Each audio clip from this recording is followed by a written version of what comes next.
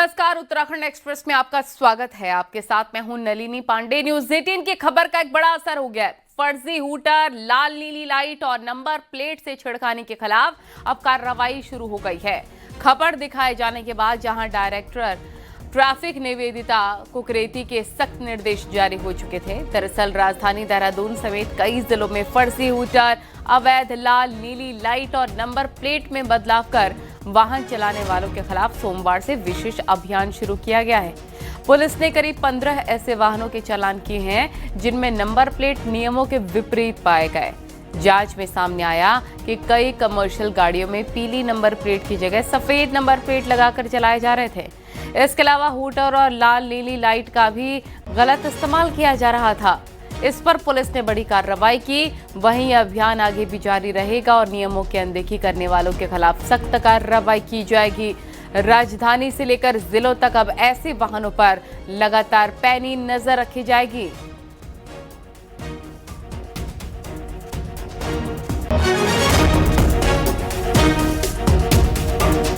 खबरों में आगे बढ़ते हैं। नैनीताल के जंगल करीब 30 घंटे बाद भी धधक रहे हैं।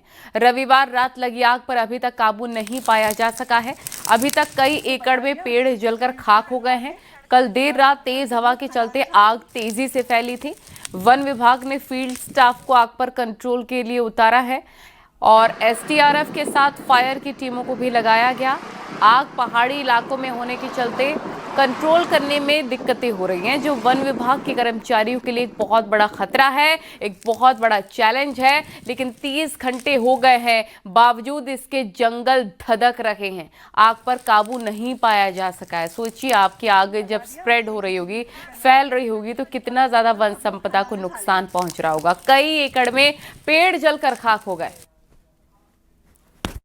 किसी ने लापरवाही से या घरों के आसपास लापरवाही से या किसी ने शरारती तत्व जो आग अगर कोई लगा दे रहे हैं, उनकी भी हम तलाश कर रहे हैं। तो इस पूरी कहीं भी वनाग्नि की घटना जो हो रही है, पूरी टीम हमारी जो क्रूज स्टेशन की टीमें हैं लगातार तैनात हैं, फायर वॉचर्स हैं, टीम है।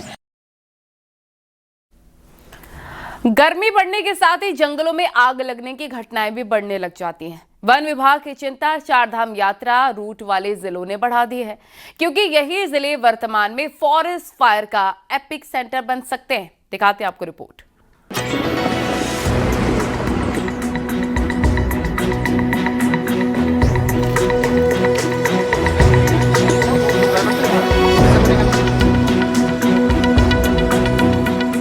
गर्मियों के सीजन में जंगलों का धधकना उत्तराखंड में आम बात है, लेकिन पर्यटन सीजन और चारधाम यात्रा के मद्देनजर इस बार चुनौती कुछ ज्यादा बढ़ी है, क्योंकि पिछले 2 महीने से यात्रा मार्गों से जुड़े जिलों के जंगल ही आग का एपिक सेंटर बने हुए हैं। वन विभाग के मुताबिक आग लगने की 128 घटनाओं में सर्वाधिक 114 घटनाएं गढ़वाल में हुई हैं। इनमें भी केदारनाथ और बद्रीनाथ धाम वाले रुद्रप्रयाग और चमोली जिले में सबसे अधिक घटनाएं हुई हैं। खासकर Badrinath forest division, Kedarnath wildlife sanctuary, Nanda Devi national park और रुद्रप्रयाग सोइल डिवीजन सबसे अधिक प्रभावित है।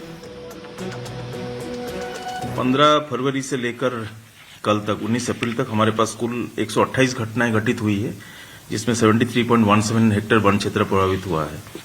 ज्यादातर घटनाएं Badrinath division, Kedarnath wild life division, Rudraprayag Alaknanda soil division और नंदा देवी नेशनल पार्क में देखा गया है। ज्यादातर घटनाएं रुद्रप्रयाग और चमोली जिले में ही देखा गया है।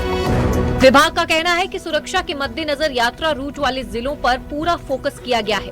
5,500 फायर वॉचर में से सबसे अधिक इन्हीं जिलों में तैनात किए गए हैं। यहाँ क्विक रिस्पांस टीमें भी तैनात की गई हैं। इसके अलावा स्थानीय समुदायों को भी फॉरेस्ट फायर प्रोटेक्टिव गियर और फायर टूल बांटे गए हैं, ताकि आपात स्थिति में आग पर जल्द से जल्द काबू पाया जा सके।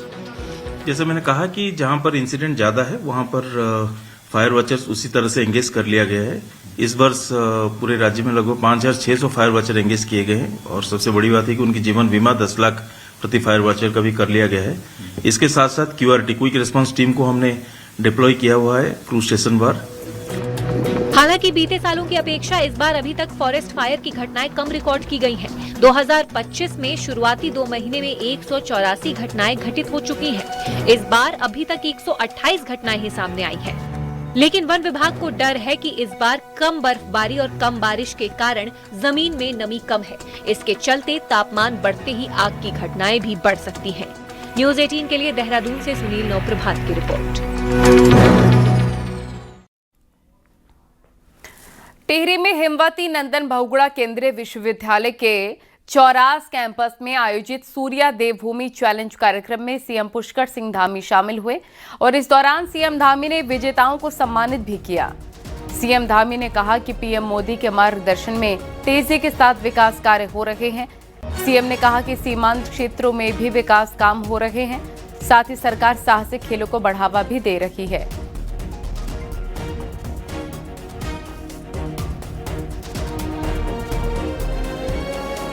साहसिक पर्यटन को बढ़ावा देने के साथ ही वाइब्रेंट विलेज प्रोग्राम के अंतर्गत हमारे सीमावर्ती गांवों के विकास और सशक्तिकरण की दिशा में अनेक अभूतपूर्व कार्य किए जा रहे हैं और इस प्रकार की गतिविधियां जो सेना के तत्वाधान में लगातार आयोजित हो रही है, मुझे भी उन सभी कार्यक्रमों में भाग लेने का अवसर मिलता है।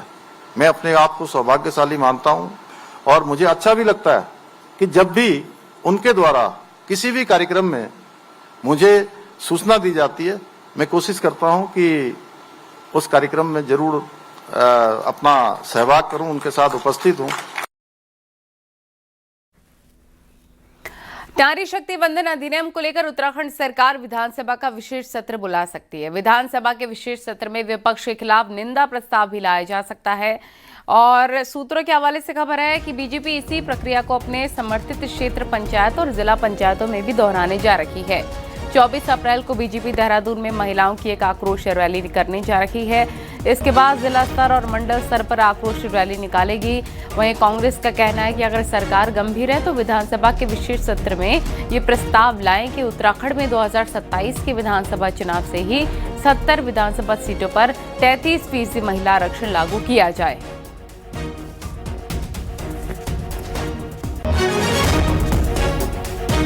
देहरादून में भारी जनाक्रोश रैली का आयोजन किया गया है। इसी के साथ हमारी भारतीय जनता पार्टी के 19 संगठनात्मक जिलों में पत्रकार वार्ता का आयोजन किया गया है। सभी जिलों में आक्रोश सम्मेलन का आयोजन किया गया है और भारतीय जनता पार्टी के 19 जो हमारे मंडल हैं, उन सभी मंडलों में जनाक्रोश सम्मेलन एवं पदयात्रा निकालने का कार्यक्रम महिला मोर्चा के द्वारा किया गया है।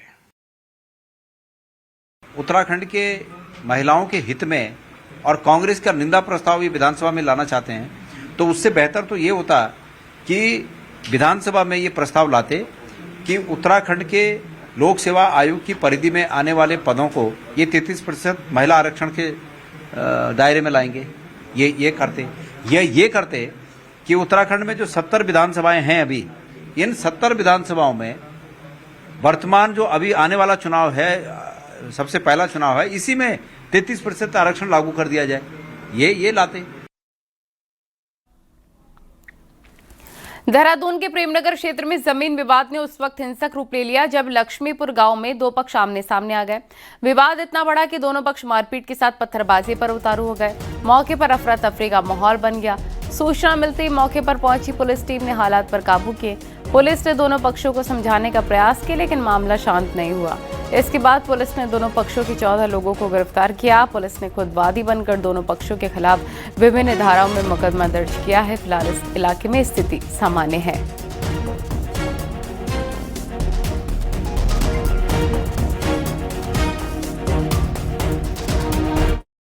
कोतवाली प्रेमनगर को सूचना प्राप्त हुई कि लक्ष्मीपुर आरटीओ के सामने भूमि के मालिकाना हक को लेकर दो पक्षों में विवाद उत्पन्न हो गया है और झगड़ा शुरू हो गया है। उक्त संबंध में सोशल मीडिया में कुछ वीडियोस भी प्रसारित किए जा रहे हैं, जिस संबंध में अवगत कराना है कि पुलिस द्वारा तुरंत मौके पर पहुंचकर शांति व्यवस्था कायम की गई। साथ ही दोनों पक्षों के 14 लोगों को बीएनएस की धारा 170 के तहत गिरफ्तार किया गया। दोषियों के विरुद्ध उचित धाराओं में अभियोग भी पंजीकृत कर दिया गया है। पंतनगर थाना क्षेत्र में देर रात हुए सड़क हादसे में 3 युवकों की मौत हो गई है। तीनों दोस्त हल्द्वानी शादी समारोह में गए थे। इसी दौरान पंतनगर थाना क्षेत्र में टांडा जंगल क्षेत्र में सामने आ रही तेज रफ्तार स्कॉर्पियो कार ने स्कूटी को जबरदस्त टक्कर मार दी और घटना में तीनों ही युवक गंभीर रूप से घायल बताए जा रहे हैं। राहगीरों ने घायलों को अस्पताल पहुंचाया, जहां डॉक्टरों की टीमों ने तीनों ही युवकों को मृत घोषित कर दिया।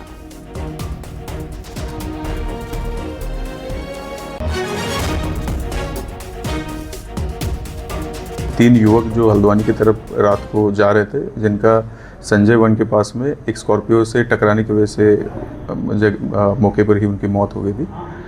इसमें दोनों गाड़ियां पुलिस के कब्जे में हैं तथा ड्राइवर को हिरासत में, स्कॉर्पियो के ड्राइवर को हिरासत में लेने की कार्रवाई की जा रही है। हल्द्वानी के रानीबाग में एक सड़क दुर्घटना में 5 साल की बच्ची की मौत हो गई। घटना उस समय हुई जब 5 साल की बच्ची कनक आंगनवाड़ी केंद्र से पढ़ाई करके वापस लौट रही थी। तभी एक तेज रफ्तार बस ने बच्ची को टक्कर मार दी, इससे बच्ची की मौत हो गई। घटना के बाद आक्रोशित लोगों ने थोड़ी देर के बाद हाईवे को जाम कर दिया। हालांकि पुलिस के समझाने पर घर वाले मान गए और बच्ची के शव को पोस्टमार्टम के लिए भेज दिया है। बताया जा रहा है कि मृतक कनक के माता पिता यूपी के पीलीभीत के रहने वाले हैं और हल्द्वानी में रहकर मजदूरी का काम करते हैं। की रानीबाग तिराहा में एक रोडवेज के बस के नीचे एक 4.5 से 5 साल के बीच का बच्ची का दबने का सूचना आई।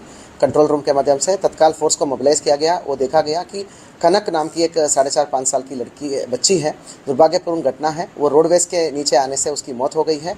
पुलिस फोर्स ने वहां पर पहुंच के रोडवेज का ड्राइवर को हमने कब्जे में ले लिया, हिरासत में ले लिया है।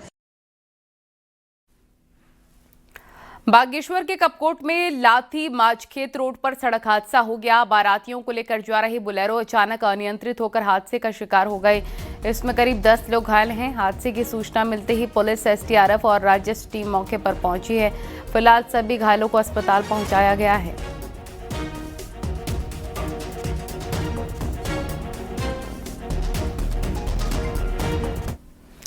देहरादून से एक बहुत ही गंभीर और चौंकाने वाला मामला सामने आया, जहां पर नेत्रदान जैसी संवेदनशील प्रक्रिया पर सवाल खड़े हो गए। आरोप है कि कॉर्निया लेने पहुंचे डॉक्टर जंग लगे उपकरण लेकर पहुंचे थे। इसके बाद परिजनों ने न सिर्फ प्रक्रिया पर सवाल उठाया बल्कि डॉक्टरों की विशेषज्ञता पर भी सवाल उठाए हैं। इसकी शिकायत के बाद पुलिस ने जांच शुरू कर दी है और उपकरण भी कब्जे में ले लिए हैं। मामला डानलवाला क्षेत्र का है, जहां धीरज भाटिया ने पुलिस को शिकायत की कि उनके पिता हरीश भाटिया के निधन के बाद परिवार ने नेत्रदान का फैसला लिया था। इसके लिए आई बैंक से संपर्क भी किया था। आरोप है कि 18 और 19 अप्रैल की रात तक कॉर्निया लेने पहुंचे 2 डॉक्टरों के उपकरणों में जंग लगा हुआ था। इसके बाद परिजनों को काफी शक हुआ। परिजनों का आरोप है कि जब उन्होंने आपत्ति जताई तो पूरी प्रक्रिया पर इस सवाल खड़े हो गए। पुलिस मामले की हालांकि जांच कर रही है। थाने की सीसीटीवी फुटेज, डालनवाला थाने की आप सीसीटीवी फुटेज चेक करेंगे तो उसमें सारी मिली भगत लग रही है, क्योंकि ये सिंडिकेट तो नहीं है। हमारा डाउट है कि सिंडिकेट चल रहा है, क्योंकि हिमालयन हॉस्पिटल का दृष्टि से क्या लेना, दृष्टि से कॉर्पोरेशन का क्या लेना, किसी से कोई लेना देना नहीं है। जो थर्ड पर्सन आया तो उसने कंफ्यूजन कर रखा है कि हमें उसमें डाउटफुल हो रहा है कि कुछ ना कुछ गड़बड़ है। आई डोनेशन के लिए कुछ डॉक्टर्स की टीम आई थी एक हॉस्पिटल से, और उनके द्वारा जो सर्जिकल इंस्ट्रूमेंट्स इस्तेमाल किए गए हैं वो आउटडेटेड थे। इस तरह की चीज़ें आई हैं तो उनका सीजर बनाया गया है। इसके अलावा देखिए, क्योंकि एक्सपर्ट ओपिनियन इसमें रिक्वायर्ड होता है तो मेडिकल बोर्ड के लिए रिकमेंडेशन गई हुई है। जो भी चीज़ें हैं, अभी कुछ भी कहना जल्दबाजी होगी, लेकिन अगर कोई भी ऐसी चीज़ निकल के आती है तो ज़रूर कड़ी से कड़ी कार्रवाई होगी इसमें। हल्द्वानी के काठ गोदाम में पुलिस ने एक संदिग्ध युवक को गिरफ्तार किया है, जो सेना की वर्दी पहनकर खुद को मेजर बता रहा था। इस युवक की ड्रेस पर जब सेना के एक रिटायर्ड अधिकारी को शक हुआ तो उन्होंने इसकी सूचना पुलिस को दी। इसके बाद पुलिस संदिग्ध को अपने साथ ले गई। पूछताछ में पता चला कि 24 साल का यह लड़का खटीमा का रहने वाला है और उसकी इच्छा सेना में भर्ती होने की थी। भर्ती ना होने के चलते उसने सेना की ड्रेस पहननी शुरू कर दी। पुलिस के बाद अब आर्मी इंटेलिजेंस इस संदिग्ध से पूछताछ में जुटे हुए हैं।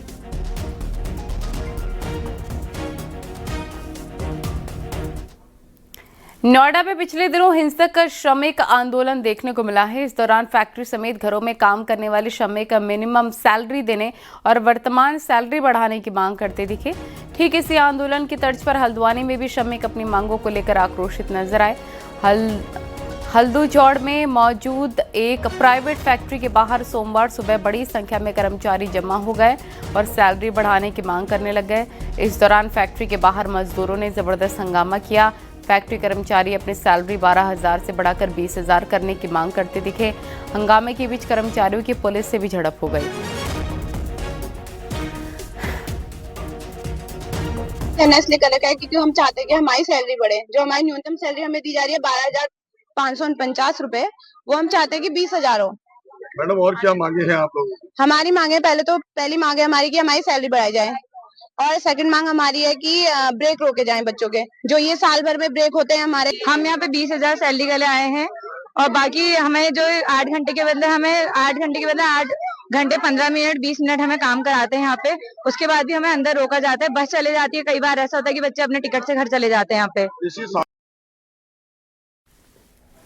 केदारनाथ धाम में कपाट खोलने की तैयारियां जोरों पर हैं। केदारनाथ मंदिर को लगभग 51 कुंटल फूलों से सजाया जा रहा है। इसकी तस्वीरें भी सामने आई हैं। इसमें देखा जा सकता है मंदिर को भव्य रूप से सजाया जा रहा है। भगवान केदारनाथ की डोली रात्रि विश्राम के लिए गौरीकुंड पहुंच गई है और कल डोली केदारनाथ शाम पहुंचेगी। इसके अगले दिन 22 अप्रैल की सुबह 8 बजे शुभ मुहूर्त में भगवान केदारनाथ के कपाट श्रद्धालुओं के लिए दर्शन के लिए खोले जाएंगे और इसके साथ बाबा केदार के दर्शनों के लिए भक्तों की भीड़ उमड़ती नजर आ रही है।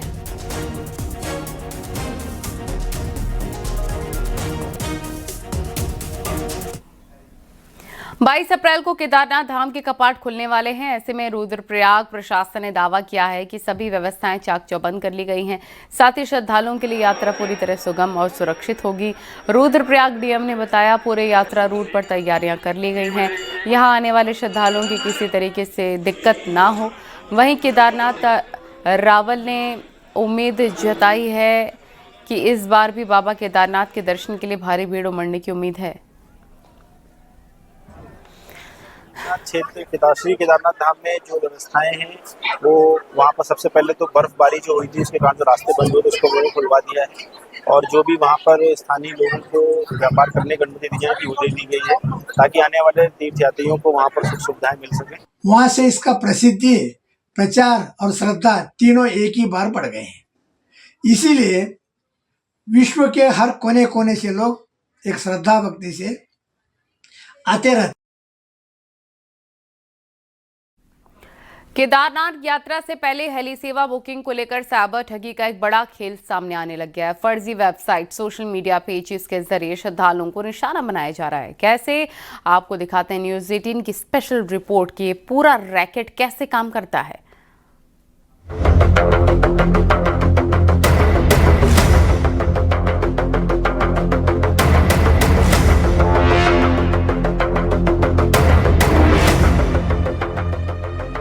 बाईस अप्रैल से केदारनाथ धाम के कपाट खुलने जा रहे हैं और यात्रा सीजन शुरू होते ही हेली सेवा की डिमांड बढ़ गई है। इसी का फायदा साइबर अपराधी उठा रहे हैं। फर्जी website, Facebook page, Instagram account और ऑनलाइन विज्ञापनों के जरिए लोगों को सस्ती टिकट और तत्काल बुकिंग का लालच दिया जा रहा है। पुलिस की कार्रवाई में 150 से अधिक फर्जी साइट्स और पेज डाउन कराए गए हैं, जबकि 2 मुकदमे भी दर्ज किए गए हैं। वहीं पुलिस का कहना है कि केवल अधिकृत वेबसाइट से ही बुकिंग करें, किसी अनजान लिंक, कॉल या सोशल मीडिया विज्ञापन पर भरोसा न करें। विगत सालों में देखा गया है कि जो हमारी हेली सर्विसेज होती हैं, खासकर जो इस तरह के आते हैं यहाँ पे टूरिस्ट आते हैं उसका प्रयोग करते हैं, बट जो बुकिंग होती है वो कहीं ना कहीं देखा गया है कि जो गूगल के माध्यम से लोग सर्च करके या ऐसी फेक वेबसाइट का शिकार हो जाते हैं, जिसके कारण जब वो यहाँ पहुँचते हैं तीर्थयात्री, उनको पता चलता है उनके साथ धोखाधड़ी हुई है, साथ ही उनकी यात्रा भी पूर्ण नहीं हो पाती और असुविधा भी होती है। इसको देखते हुए इस बार शुरुआत से ही STF और साइबर की टीमों ने जो ऐसे जो फेक वेबसाइट्स बना रहे हैं या ऐसे लोक लुभावने जो ऑफर दे रहे हैं अपने फेसबुक पेजेस से, उन पर नज़र रखी जा रही है। ऐसे अभी हमने 10 से 12 वेबसाइट्स और फेसबुक पेज चिन्हित किए जो फर्जी तरीके से तीर्थयात्रियों को धोखा देने की वजह से बना। वहीं न्यूज़ 18 संवाददाता ने जब ऐसे नंबरों से संपर्क किया तो ठगी का तरीका भी सामने आया। ये लोग कॉल पर ज्यादा बात नहीं करते, लेकिन व्हाट्सएप पर तुरंत जवाब देते हैं। पहले भरोसा जीतते हैं, फिर नाम, ID और यात्रा तारीख मांगते हैं और उसके बाद एडवांस पेमेंट के लिए QR कोड या निजी अकाउंट भेज देते हैं। पैसा जाते ही चैट बंद, नंबर बंद और बुकिंग गायब।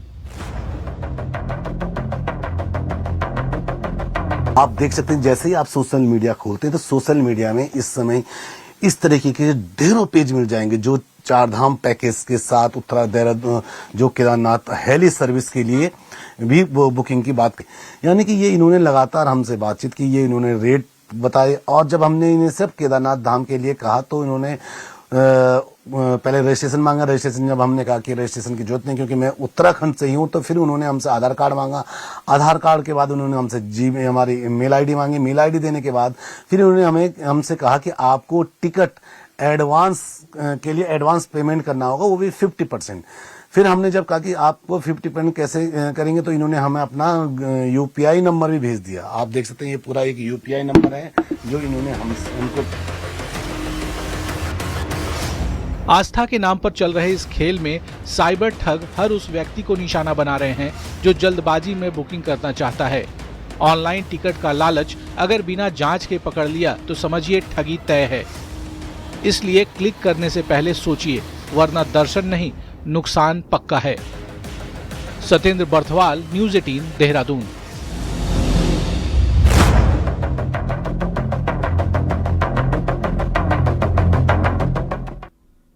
और अब आपको दिखाते पहाड़ टॉप 10 न्यूज। बागेश्वर में इन दिनों रसोई गैस को लेकर लोग परेशान हैं। गैस सिलेंडर के लिए घंटों लंबी कतारों में उन्हें खड़ा होना पड़ता है। बागेश्वर डीएम ने जिला मुख्यालय में जनता दरबार लगाया है। इसमें 15 शिकायतें दर्ज हुई। इसमें सड़क, पेयजल, राजस्व के मामले शामिल थे। गंगोत्री विधायक सुरेश चौहान ने उत्तरकाशी जिला अस्पताल में 2 नई डायलिसिस मशीनों का उद्घाटन किया।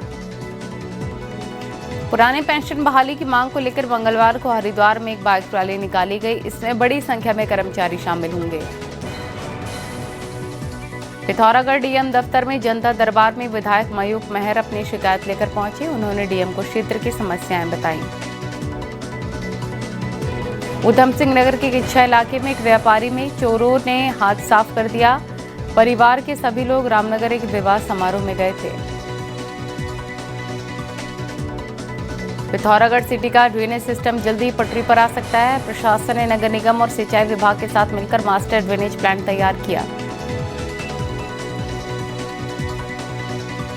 चमोली के थराली में गर्भवती महिला की गंभीर स्थिति को देखते हुए एयर एम्बुलेंस मुहैया कराई गई। महिला को देहरादून रेफर किया गया।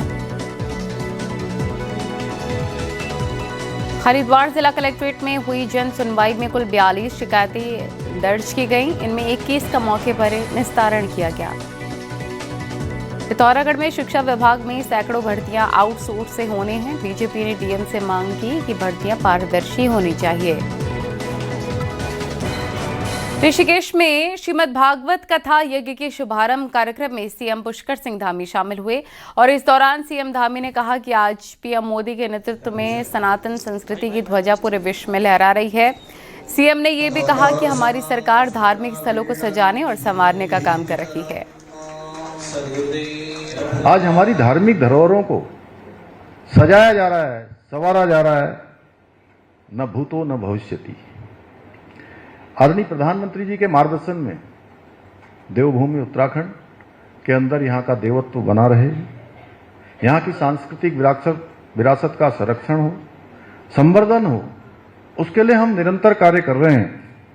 हमने राज्य के अंदर, चाहे आज चारधाम यात्रा कल प्रारंभ हो गई है, हमारे चारों धाम हो, हेमकुंड साहब हो या मानस खंड हो, दोनों ही क्षेत्रों में हमारे धार्मिक स्थानों पे आज उनका चौड़ीकरण भी हो रहा है। उनकी कनेक्टिविटी को अच्छा बनाया जा रहा है, उनको जाने के मार्ग अच्छे बनाए जा रहे हैं। सभी सुविधाएं वहां पर बनाई जा रही हैं। विभिन्न कार्य आज इस दिशा में हो रहे हैं। खबरें जारी रहेंगी, रुकेंगे छोटे से ब्रेक के लिए।